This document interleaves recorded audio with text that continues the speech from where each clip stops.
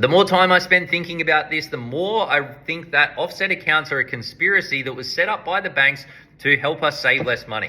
Now, I see this time and time again from people getting it wrong, that they think that they're doing all of the right things. You get paid your income, you whack it into an offset account, the money's sitting there, you spend from a credit card or from your offset account itself, and you go on, you're optimizing your interest position, but at the end of the month, you don't have as much left as you should.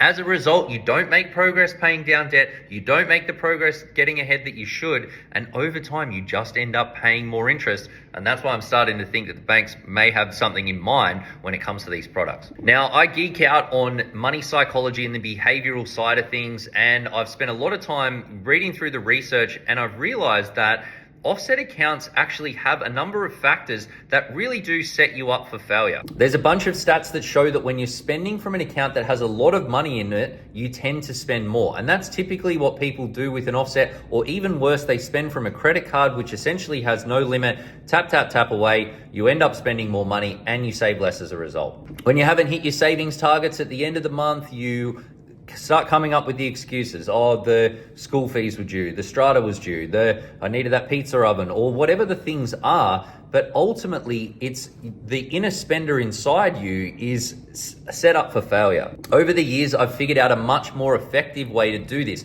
And it's not a way that is optimal from an interest perspective, but it is a way that allows you to save more. So I'm a big fan of using multiple buckets for multiple piles of money, where you've got bills coming from one account, your spending coming from another account, your debt coming down from another account. And having money spread across a bunch of different accounts may seem a little bit complicated, and it may also seem like you're not maximizing the benefits of an offset account. But at the end of the day, you set up an automated saving system that helps you to save more. This makes it crystal clear to you where your money is getting spent from. So if it ever comes, or when it comes to you not hitting a savings number or some target that you've set, you will know exactly where, so you can identify the issue and decide if you need to change your behavior or change your strategy.